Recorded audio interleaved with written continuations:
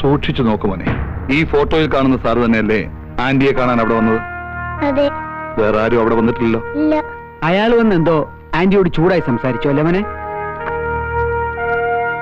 മോൻ പറഞ്ഞു ഇത് കൊച്ചുകുട്ടിയല്ലേ സാർ, അവർ തമ്മിൽ സംസാരിക്കുന്നിടയ്ക്ക് ഉറങ്ങിപ്പോയിന്ന് ഈ കുട്ടി തന്നെ പറഞ്ഞില്ലേ സാർ? മിസ്റ്റർ രാമേന്ദ്രൻ, ക്രൈംബ്രാഞ്ചിന് കൈമാറിയ ഒരു കേസാണിത്. പിന്നെ നിങ്ങളെയൊക്കെ വിളിപ്പിച്ചത് സംഭവങ്ങളുടെ പ്രീവിയസ് പൊസിഷൻ എന്തായിരുന്നു അറിയാനാ, അല്ലാതെ ആരോടൊക്കെ എന്തൊക്കെ ചോദിക്കണം, എങ്ങനെ അന്വേഷിക്കണം എന്നുള്ള ബുദ്ധി പറഞ്ഞു തരാൻ വേണ്ടിയല്ല. സാർ 4ാം ക്ലാസ്സിൽ പഠിക്കുന്ന ഒരു കുട്ടിയാണ്. നിങ്ങൾ എന്തിന് എമോഷണൽ ആകണം മിസ്റ്റർ? ഇമോഷണൽ ആവും സാർ, കാരണം പലപ്പോഴും ഇയാൾ ഒരുപാട് സംരക്ഷിച്ചുള്ള ഒരു മിനിസ്റ്ററാ. ഒരാപത്ത് വരുമ്പോ പിന്നെ തിരിച്ചു നന്ദി കാണിക്കണമല്ലോ അല്ലേ? അത് തോന്നിയത് കൊണ്ടാണ് ഈ കേസ് ഇത്രയും പെട്ടെന്ന് ക്രൈംബ്രാഞ്ചിന്റെ കൈകളിൽ എത്തിയത്. അതിനെക്കുറിച്ചൊന്നും പറഞ്ഞു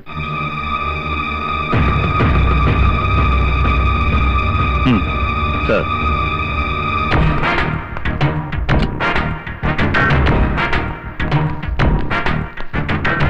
ഇതാണ് സാർ മിനിസ്റ്ററുടെ PA. താനല്ലേ മിനിസ്റ്റർക്ക് ടൂറിസ്റ്റ് ആക്ട് വിളിച്ചു കൊടുത്തത്? കാർ വിളിച്ചു കൊടുത്തു. പക്ഷേ എന്താ ഒരു പക്ഷേ? വിളിച്ചു കൊടുത്തില്ലേ? അതിന്റെ അർത്ഥം മിനിസ്റ്റർ ആ വീട്ടിൽ പോയി എന്നല്ലടോ? അങ്ങോട്ടേക്കാണ് പോയത്. പക്ഷേ പിന്നെ എന്താ ഒരു പക്ഷേ? വയ്ക്കോ.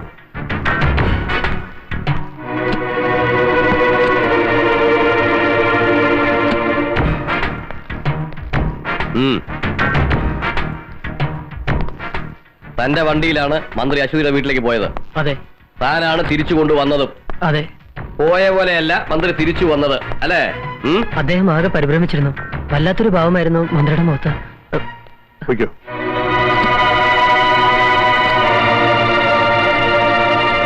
സാർ, മിനിസ്റ്റർക്ക് ആ പെണ്ണിനോട് വേറെയും ശത്രുതയുണ്ട്. അദ്ദേഹത്തിനെതിരെ പ്രകടനം നയിക്കുക, പരസ്യമായി വെല്ലുവിളി നടത്തുക, അതും പഴയ കാമുകി. അല്ലായിരുന്നെങ്കിൽ ഒരിക്കലും അസമയത്ത്, അതും മറ്റാരെയും കൂടാതെ അദ്ദേഹം അവിടെ പോകുമായിരുന്നില്ല. അതെ, മിനിസ്റ്റർ ആയതിന്റെ പേരിൽ സംശയിക്കപ്പെടുന്ന ഒരാളെ ചോദ്യം ചെയ്യാതെ വിടുന്നതും ശരിയല്ല. സാർ പ്ലീസ്, ഇതിന്റെ പിന്നിൽ പ്രവർത്തിച്ചിരിക്കുന്നത് മുഴുവൻ ദേശദ്രോഹികളാണ് സാർ. മറ്റു പല കുറ്റങ്ങളും പുറത്തു കൊണ്ടുവരാതിരിക്കാനും പലരെയും നിശബ്ദരാക്കാനും വേണ്ടി മനഃപൂർവ്വം കളിച്ച കളിയാണ് സാർ. ഷട്ട് താൻ ആരാടോ ഇതൊക്കെ ചോദിക്കാൻ? കാക്കി കുപ്പായി അണിയിച്ച് എല്ലാവരെയും രക്ഷിക്കാൻ വേണ്ടി ദൈവം ഭൂമിയിലേക്ക് ഇറക്കി വിട്ട ദൈവപുത്രന? ബാക്കിയുള്ളവരൊക്കെ മണ്ടന്മാരല്ലേ? പാതിരാത്രി നേരത്ത് അംഗരക്ഷകനെയും ഔദ്യോഗിക വാഹനം ഉപേക്ഷിച്ച് മന്ത്രി ആ പെണ്ണിന്റെ വീട്ടിലേക്ക് പോയത് ശൃംഗരിക്കാനല്ലേ? സാർ ഇറങ്ങി പോണം mister. I say you get out മാൻ.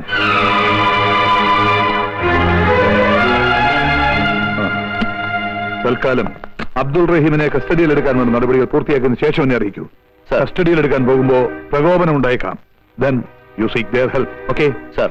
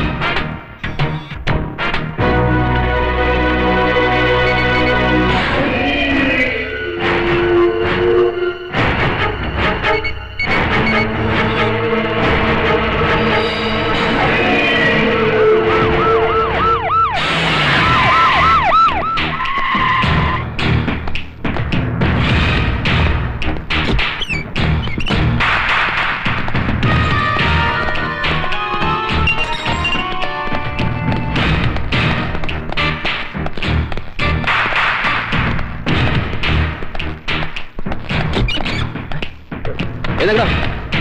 നടക്ക്. നടക്കാൻ.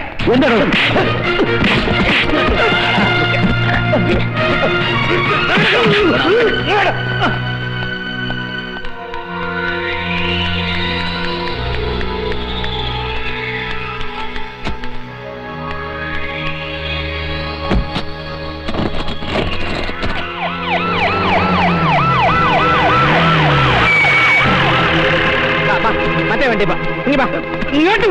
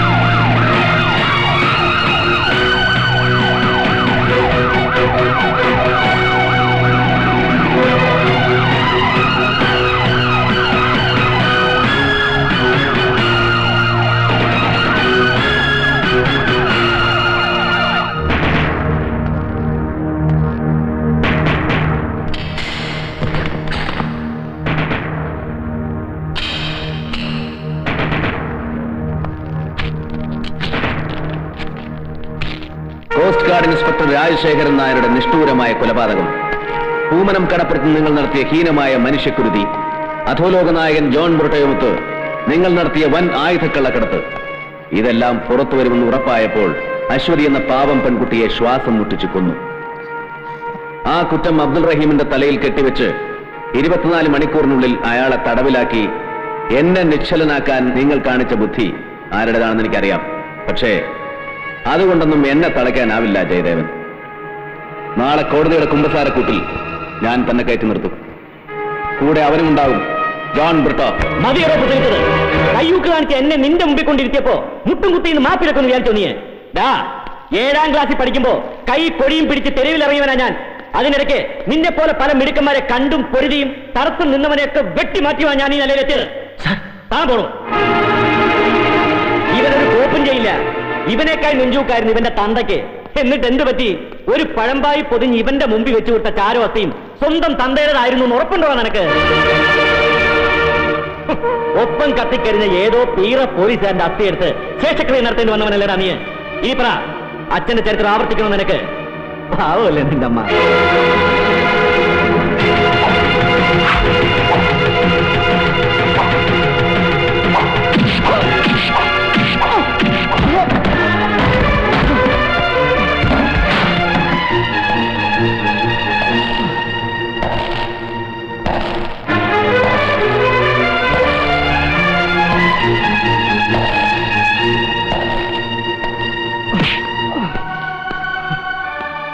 ആ അസ്ഥിയും ചാരവും പുണ്യതീർത്ഥത്തിൽ ഒഴുക്കുമ്പോഴും ആ ആത്മാവിന് ബലിയൂട്ടുമ്പോഴും കണ്ണു നിറച്ച് കാണാതെ പിരിഞ്ഞ അച്ഛനും സത്യം എന്റെ നെഞ്ചിലുണ്ടായിരുന്നു.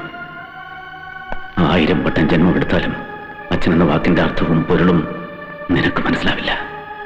അതറിയണമെങ്കിൽ ഒറ്റ തന്തയ്ക്ക് ജനിക്കണം.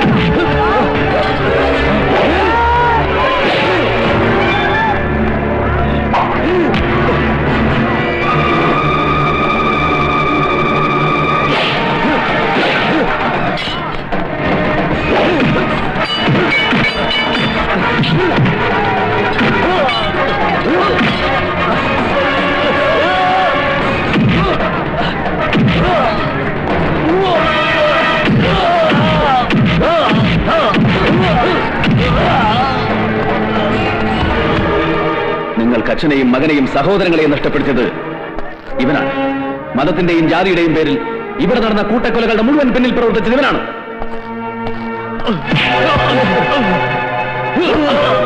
ജോൺ ബ്രിട്ടോ, വർഗീയ സംഘർഷങ്ങളുടെ നാടല്ല ഇത്. തീവ്രവാദത്തിന്റെ വിത്ത് വിതച്ചാലും മുളയ്ക്കുന്ന വിളഭൂമിയല്ല ഇത്. അക്ഷരം പഠിക്കുന്ന ആദ്യ പാഠത്തിന്റെ ആദ്യ താളിൽ നിന്നും മനഃപ്പാഠമാക്കിയ, ദേശസ്നേഹത്തിന്റെ അമൃതാക്ഷരങ്ങൾ ജപമന്ത്രമാക്കിയ ദേശസ്നേഹികൾ വാഴുന്ന നാടാണോ ഇത്? ഈ പവിത്ര ഭൂമിയിൽ ചോരത്തുള്ളികൾ വീട്ടിൽ ലാഭം കൊയ്യാൻ ആരെയും അനുവദിക്കില്ല ഞങ്ങൾ.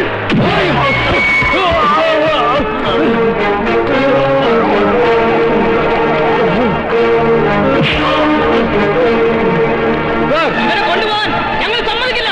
ഇവനെ ഞങ്ങൾക്ക് വേണം. ഇവരെ ഞങ്ങൾക്ക് വിട്ടുതരണം. ഇവരെ ശിക്ഷിക്കേണ്ട കോടതി ഇത്. നിങ്ങൾ നിയമം കയ്യിലെടുക്കരുത്. സമാധാനമായിട്ട് പിരിഞ്ഞു വേണം.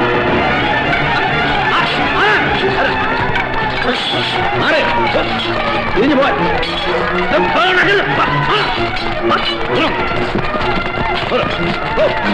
പ്രശ്നം